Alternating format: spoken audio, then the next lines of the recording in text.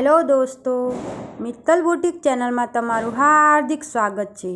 આજે હું તમને 33 સાઇઝમાં ડ્રેસનું માપ કેવી રીતે લેવું તે બતાવવા જઈ રહી છું।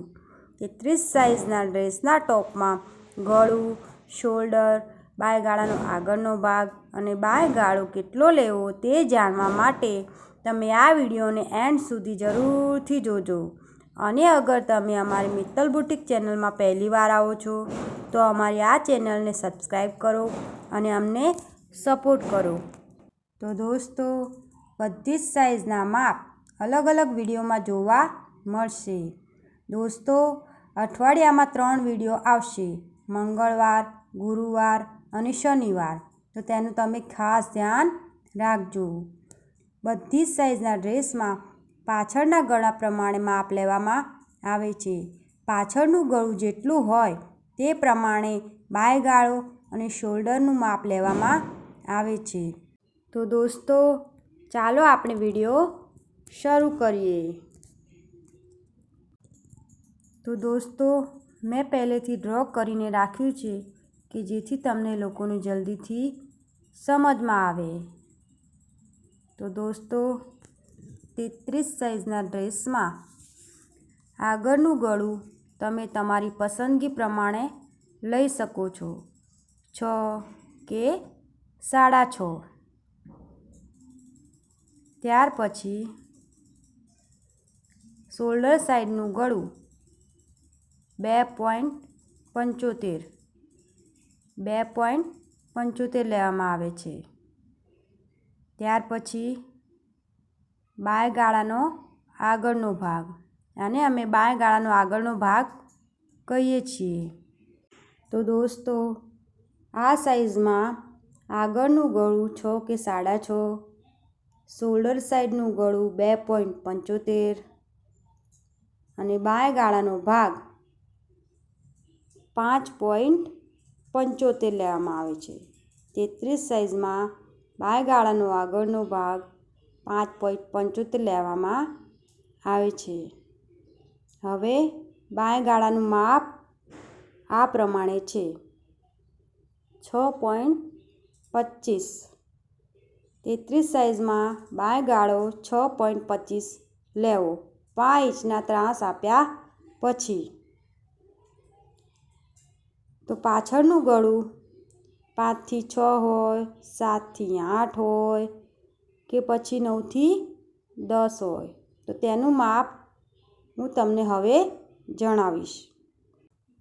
તો દોસ્તો, પાછળનું ગળું 5 થી 10 હોય તો તેમાં બાયગાળાનો આગળનો ભાગ 5.75, પછી બાયગાળો 6.25, આગળનું ગળું 6 કે 6.5, પછી શોલ્ડર સાઈડનું ગળું 2.75, ત્યારબાદ 5 ઇંચનો ત્રાસ આપવો, અને ત્રાસ આપ્યા પછી 6.25 બાયગાળો લેવો। 5 થી 10 સુધીના ગળામાં આ રીતનું માપ રહેશે।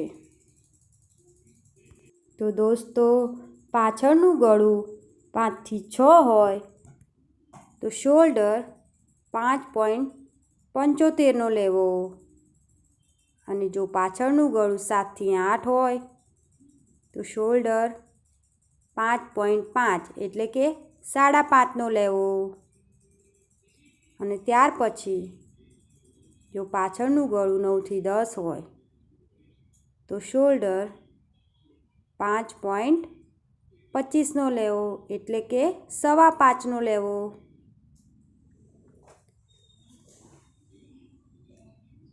પાંચ થી 10 સુધીનું ગળું હોય પાછળનું તો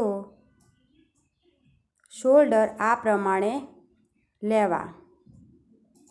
5 થી 10 સુધીનું ગળું હોય તો બાયગાળાનો આગળનો ભાગ, આગળનું ગળું, પછી શોલ્ડર સાઈડનું ગળું, તે માપ આ પ્રમાણે જ રહેશે। 33 તો ચોથો ભાગ પ્લસ 2 સિલાઈ, 33 નો ચોથો ભાગ આ પ્રમાણે છે।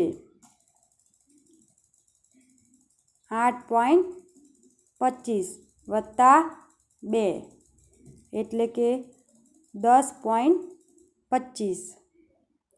8.25 વત્તા 2 ઇંચ સિલાઈ બરાબર 10.25 એટલે કે 10.25 થાય. તો આ પ્રમાણે તમે ડ્રેસનું કટિંગ કરશો તો તમારા ડ્રેસનું પરફેક્ટ ફિટિંગ આવશે. તો દોસ્તો, વિડીયો તમને કેવો લાગ્યો તે કમેન્ટ કરીને મને જરૂરથી જણાવજો. તો દોસ્તો, હવે બાયનું માપ કેવી રીતે લેવું તે આપણે સમજીએ. તો સૌથી પહેલાં બાયની લંબાઈ લેવી, ત્યાર પછી ઉપરથી 3.25 પછી નિશાન કરવું. લંબાઈથી 3.25 સુધી.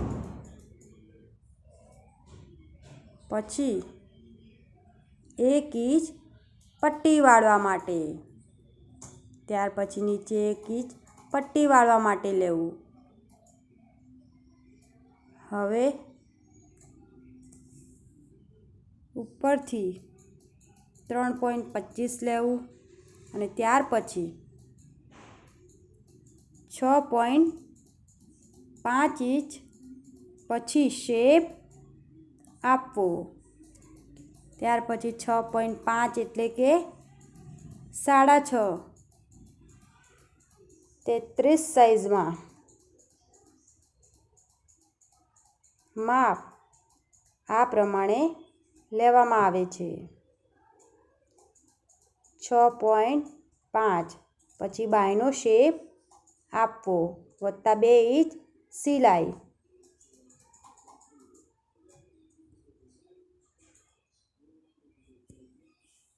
તો દોસ્તો, આ સાઇઝમાં આ પ્રમાણે માપ લેવું તો બાયનું પરફેક્ટ ફિટિંગ આવશે.